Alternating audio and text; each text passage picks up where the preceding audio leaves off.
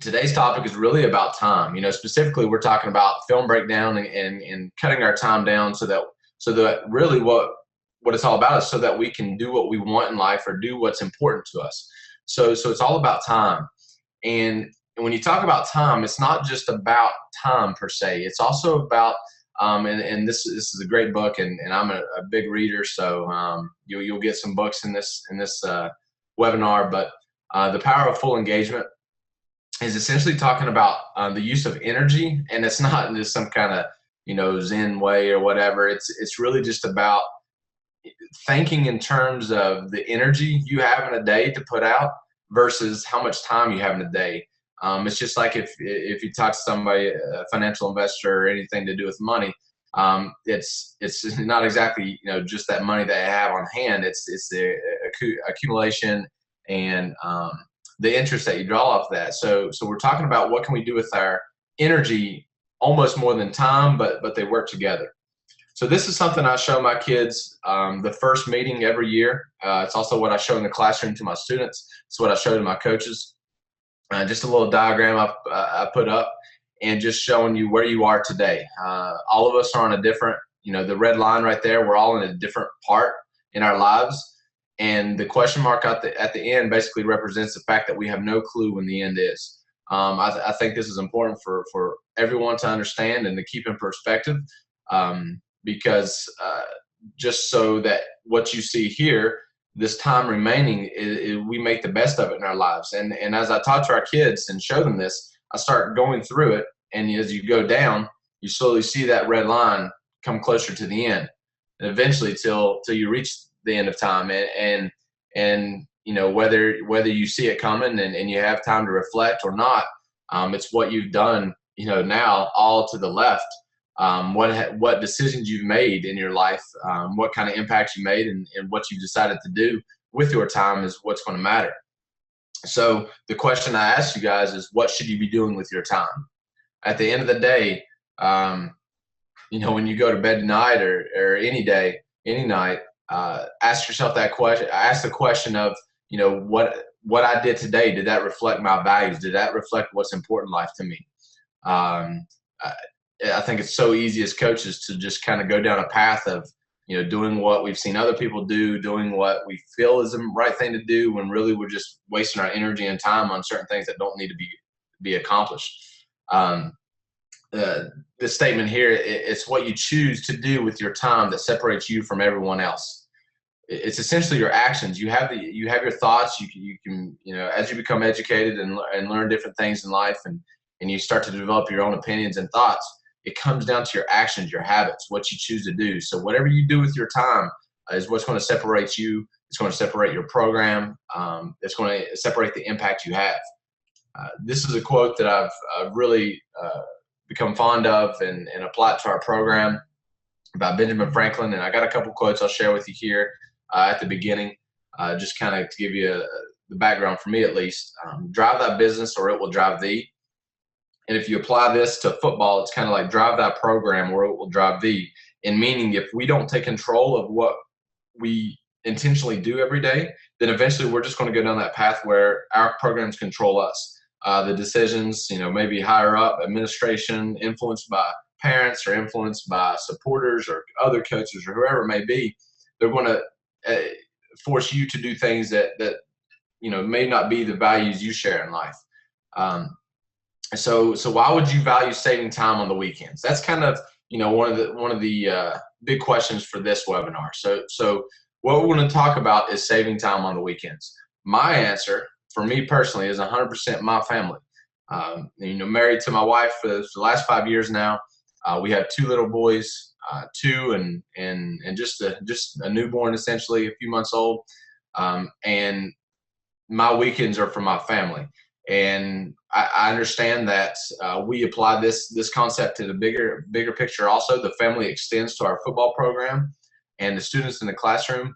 But number one to me is the people in my house, and I have to reflect my time to portray this. And so that's what motivates me to be more efficient and to save time on the weekends, and to even look at how we save time in breaking down film or whatever it may be and creating a game plan.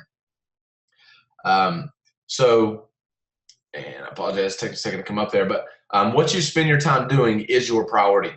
So a lot of us go through, with our programs, and we talk about priorities, or we tell our kids what's important, what they should be focusing on in life, and we tell ourselves where our priorities are.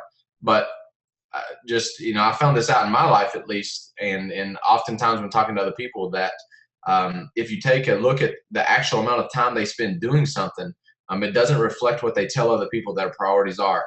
And I know you can, the argument, and I've tried to do it myself, and I just can't really come to grasp with it 100%.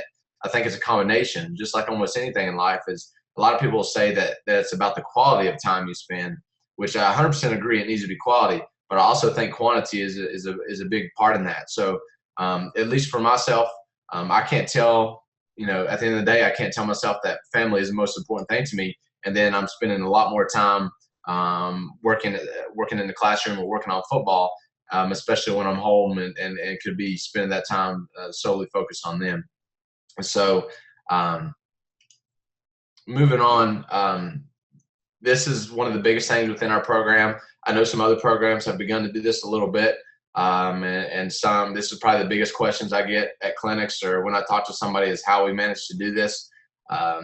It's really the biggest reason people don't do it is the fear of what they're not doing. It's just like in the summer right now, we cut our workouts back really big last summer. We went down to only 3 days a week during the summer. We only work out from 8 to 10. So the kids have all evening, and then they're off. We work out Tuesday, Wednesday, and Thursday. So our kids are off throughout the summer, Friday through Monday. And that's because we want them to be with their families, and we want them to live the life of a teenager while still putting in the work. We still were able to accomplish our biggest goal in football last year. So we think that does have some merits, or some merit to it. But so we don't meet on the weekends at all.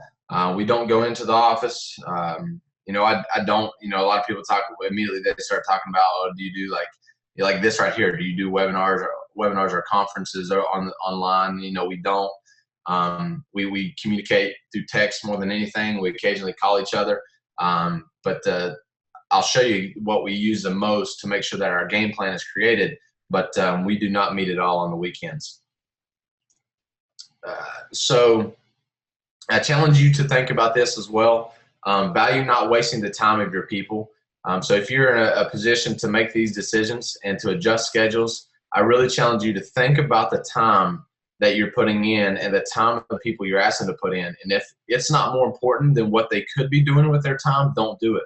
If it's not more important, truly think about this. If what you're doing at practice or what you're doing with your program is not more important than those kids going home to see their parents, and I understand there are times when kids don't have those parents to go to, but if it's not more important than what's going on in their life, then should you be doing it? Just a question that we like to ask before we really schedule anything or plan out the year.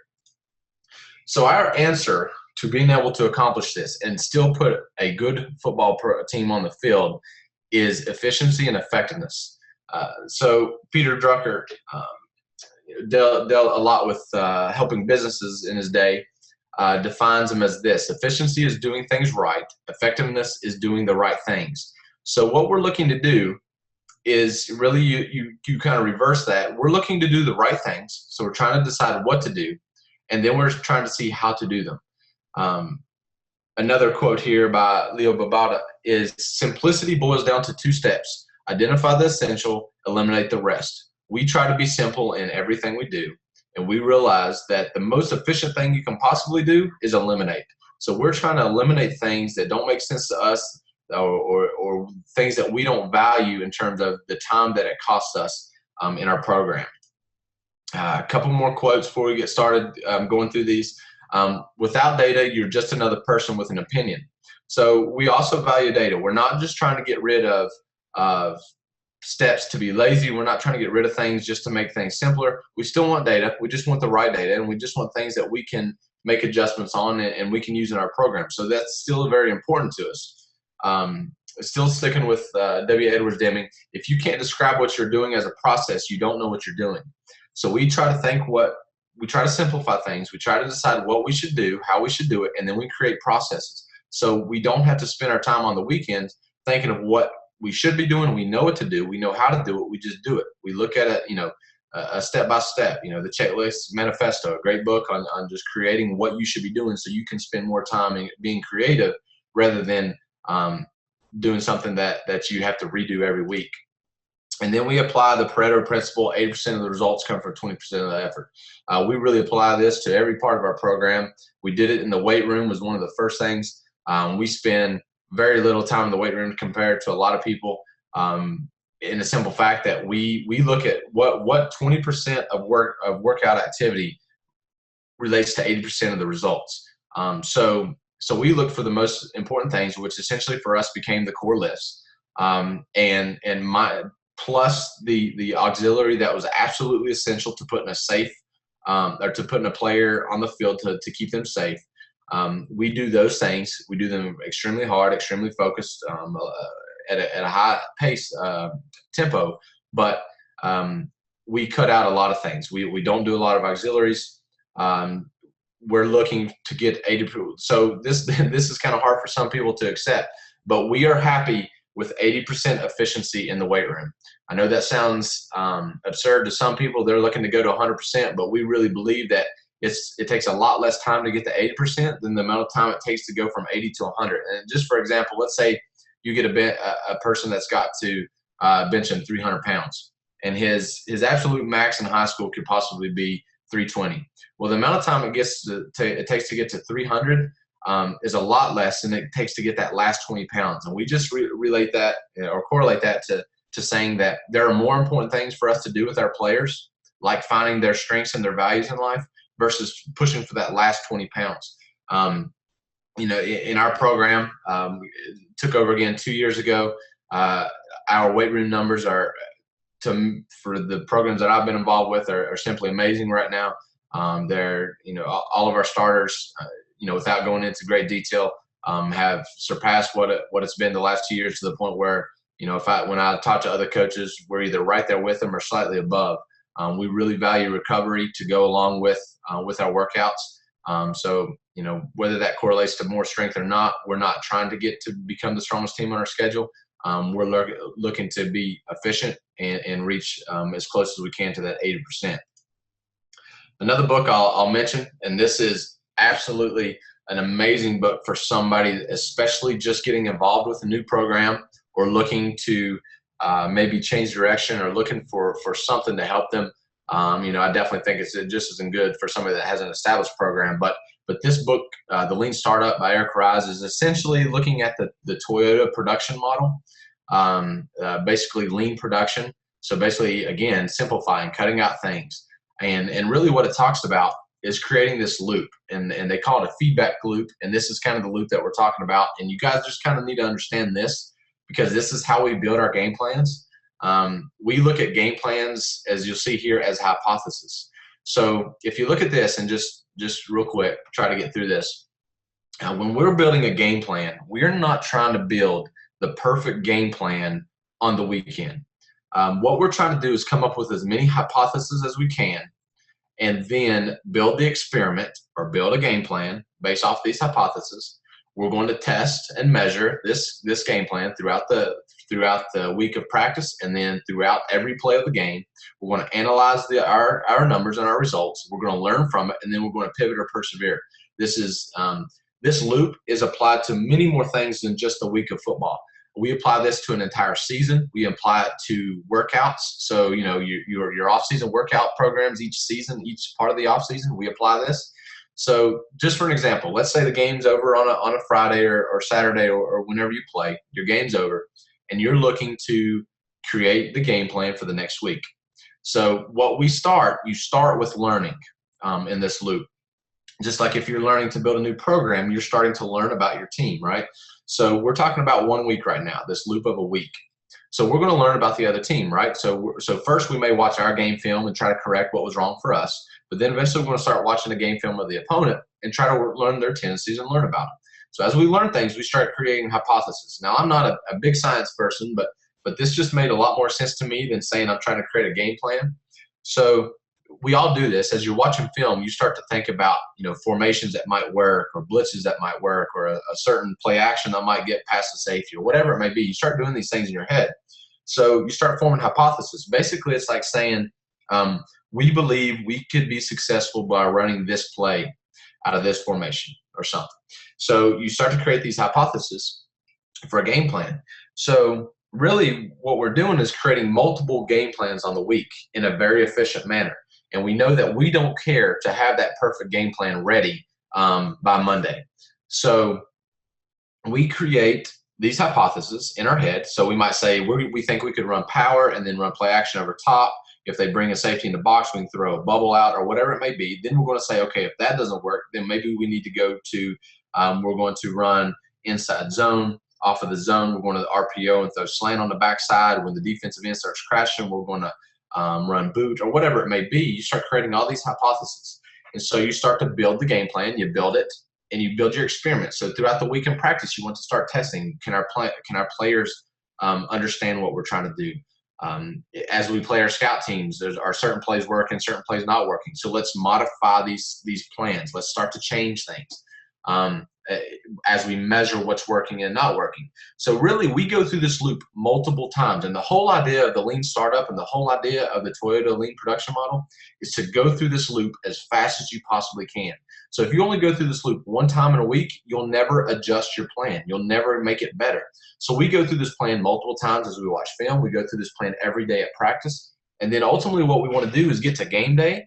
And then we want every single play. This would be absolute the best you could be, the most efficient you could be, the best decision you can make is to apply this loop every single play. So normally, coaches may create it, not normally, but a lot of people create their game plan on the weekend, and then they take their game plan into the game day, and they try it, and either it works or it doesn't. Well, this fails your kids, because if you just take a game plan that you have in your mind into a game, and let's say that game, there's two ways that game plan can fail. One, it was a bad game plan, or two, it was poor execution. So what if it was just a bad game plan? Then you failed your kids. So your kids don't even have a chance to execute. Instead, we're looking to take as many game plans and many hypotheses as we can into a game, let our kids execute, and then adjust as needed. We'd rather be the best in-game adjustment team versus the perfect game plan team. So we measure and we start to analyze, and then throughout the week, through every practice day, through every time we watch film, all those things, we decide, and this is straight from the book, should you pivot or should you persevere? So if our game plan looks like it's working, then we're going to persevere. We're going to stick to it. However, if it's not, then we're going to pivot and change courses to our next idea, our next hypothesis. So we go through this throughout the week. By game day, we have a pretty good idea in our head what we'd like to try. So we have a few hypotheses ready to go. From play one, we start testing it. We start to measure. We start to learn from it. We start to analyze, and we're always saying, should we persevere? Should power be our thing this week? Should this zone pressure be our thing this week? If not, maybe we need to pivot until we hopefully what we're doing is creating the best game plan as fast as we can to figure out the opponent, realizing it may change throughout the game, but we don't want to wait until halftime to make adjustments. We don't want to wait till a quarter to do that. At the bare minimum, we need to be doing this every series, but if you can create very simple game plans, then you could be doing this every single play in all aspects of the game. So that's kind of how we build our game plans. That's what we use. It's really changed a lot of things for us and how we think. And so it comes down to this right here. Again, I've kind of talked about this, but game time adjustments versus the perfect weekend plan. We'd much rather be a game time adjustment team versus creating that perfect plan on the weekends. We just don't believe in ourselves enough to be able to do that, to put our kids in the best position.